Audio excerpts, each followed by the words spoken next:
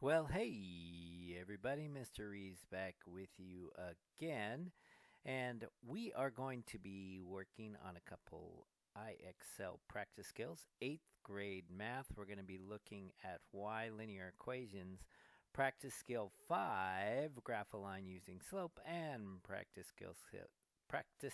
skill 6, graph a line from an equation in slope intercept form. All right, so let's take a look at that first one, graph a line using slope. So when you are making a line or a graph of a linear function, you need a minimum of 2 points.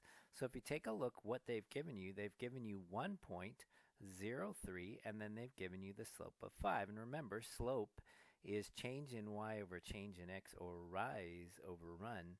So if they just give you 5, you need to put that over 1. So our rise will be 5 and our run will be 1. Okay, so we're going to start at the point 0, 3, which just happens to be the y-intercept, by the way. And the slope is 5. So I'm going to go up 1, 2, 3, 4, 5, and over 1. And there is my line. All right, this time they also want us to start at 0, 3, which also still is the y-intercept, but this time the slope is 1/5. So instead of going up 5 and over 1, I'm going to go up 1 and to the right. 1, 2, 3, 4, 5. There we go. All right, so let's skip over to the next level and see how they are making it more difficult.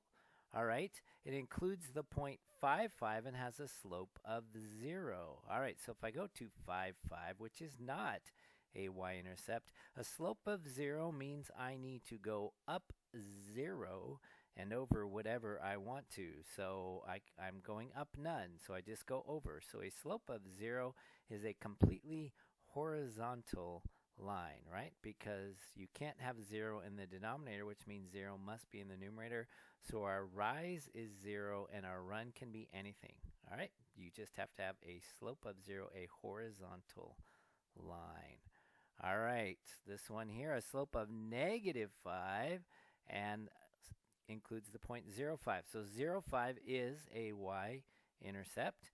But now the slope is negative, so instead of going up 5, I'm going to go down 5. 1, 2, 3, 4, 5, and right 1. You'll notice that line goes down from left to right. That is what negative lines, that's what lines with negative slopes, look like. All right, let's jump up to the next level. All right, has a slope of -2/3 and includes the point 0, 10. All right, 0, 10, once again, that is the y-intercept because the x value is 0. It is on the y-axis. A slope of -2/3 means I'm going to go down 2 and right 1, 2, 3.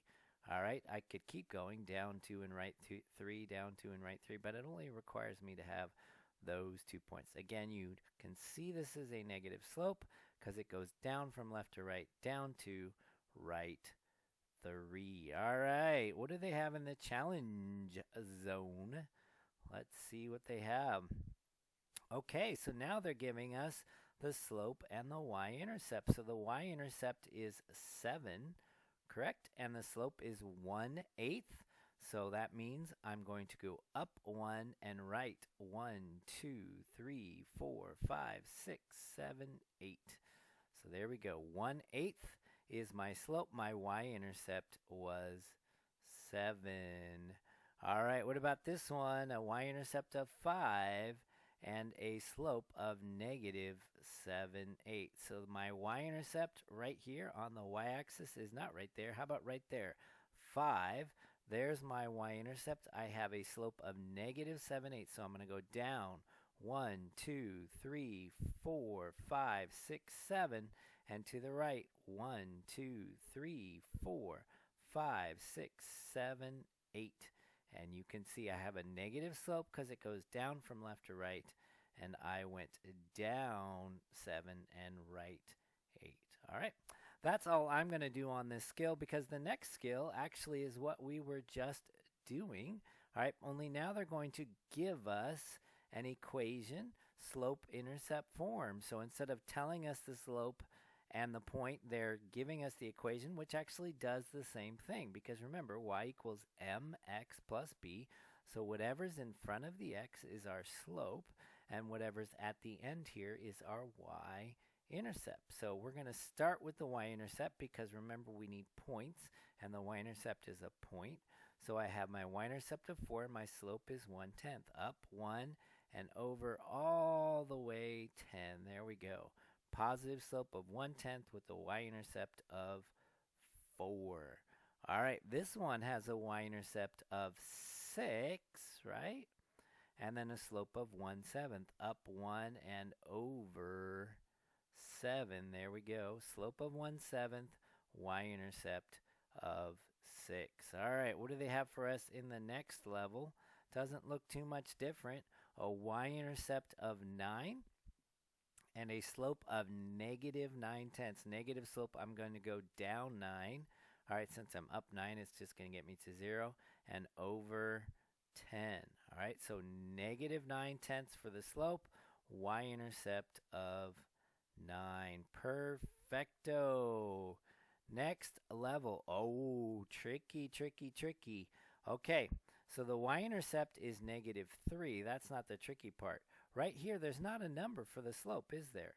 But remember, if there's no digit written, if there's not a number there, it's a 1, right?